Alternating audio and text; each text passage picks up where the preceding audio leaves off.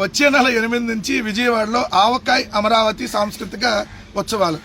ఆవకాయ్ అమరావతి ఇదేం చంద్రబాబు నాయుడు గారు ఎంత ఖర్చు పెడుతున్నారు దీనికి?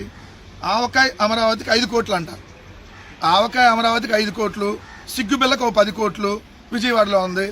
ఇంకేదన్నా బిల్ల పెట్టుకుంటే దానికి ఒక 20 కోట్లు.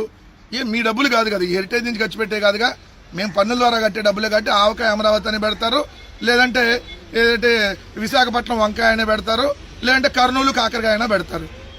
మీకేమైంది? మీ డబ్బులు కాదు కదా. అయినా ఆవకాయ అమరావతి అదేంటి చంద్రబాబు నాయుడు గారు?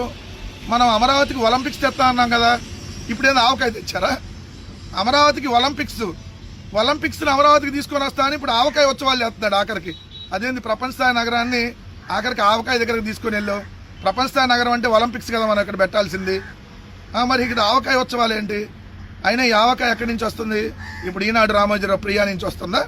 దీనికి కూడా దోపిడీకి స్కెచ్ చేశారా? 40-50 కోట్లు ఖర్చు పెడతారంట మొత్తం సంవత్సరానికి. ఏది ఉత్సవాల పేరుతో. మెడికల్ కాలేజీలు కట్టడానికి డబ్బులు లేవు, ఉద్యోగులకు జీతాలు ఇవ్వడానికి డబ్బులు లేవు, ఆరోగ్యశ్రీకి డబ్బులు లేవు, ఫీజు రియంబర్స్మెంట్కి డబ్బులు లేవు. చంద్రబాబు నాయుడు గారి కొడుకు ఆయన దత్తపుత్రుడు స్పెషల్ ఫ్లైట్లో తిరగడానికి డబ్బులు ఉన్నాయి, అమరావతి ఆవకాయకి డబ్బులు ఉన్నాయి, ఏదైతే విశాఖ వంకాయకి డబ్బులు ఉన్నాయి, కర్నూలు కాకరకాయకి డబ్బులు ఉన్నాయి. కానీ వీటికి మాత్రం డబ్బులు లేవు, జీతాలు ఇవ్వడానికి డబ్బులు లేవు, రాష్ట్రాన్ని డెవలప్మెంట్ చేయడానికి డబ్బులు లేవు. ఇది ఒక వార్త అయితే, ఇక్కడ ఇంకొకటి అమరావతిలో వరద నీటి తరలింపులకు మరో 443 కోట్లు. ఏది రోజు నీళ్ళు ఎత్తి తోడిపోయడానికి మరొక 443 కోట్లు అంట. మొన్న ఆల్రెడీ 5,944 కోట్లతో కేటాయించారు. అంటే అది ఒక 6,000 కోట్లు, ఇదొక 450 కోట్లు, అంటే దాదాపు 6,450 కోట్లు రోజు నీటిని ఎత్తి తోడిపోయడానికి అయ్యేటటువంటి ఖర్చు కింద దీన్ని చూపిస్తున్నారు. అదేనా చంద్రబాబు నాయుడు గారు? ఇదేనా మీరు విషనరీ అంటే? ఇదేనా విజనరీ అంటే? విషనరీ అంటే ఇదేనా? విషనరీ అంటే మరి 443 కోట్లు నీటిని ఎత్తి తోడిపోయడానికి ఏంటి? మరి మీరు చెప్పిన విషనరీ ప్రకారమే మరి ఇదే 443 కోట్లతో 2 మెడికల్ కాలేజీలు వచ్చేస్తాయి కదా, 2 రిషికొండ బిల్డింగ్లు వచ్చేస్తాయి కదా. మరి ఇప్పుడు 6,500 కోట్లు పెడితే 26 మెడికల్ కాలేజీలు వస్తాయి కదా.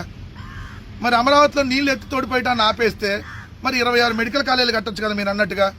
ఇప్పుడు చెప్పండి, ఏది తెల్ల ఏనుగు, ఏది గున్న ఏనుగు, లేదంటే ఏది గుదిబండ? నార్మల్గా మనం నదిలో నుంచి లేదంటే కాలువలోంచి నీరుని ఎత్తి తోడి పొలాల్లోకి పంపిస్తాం.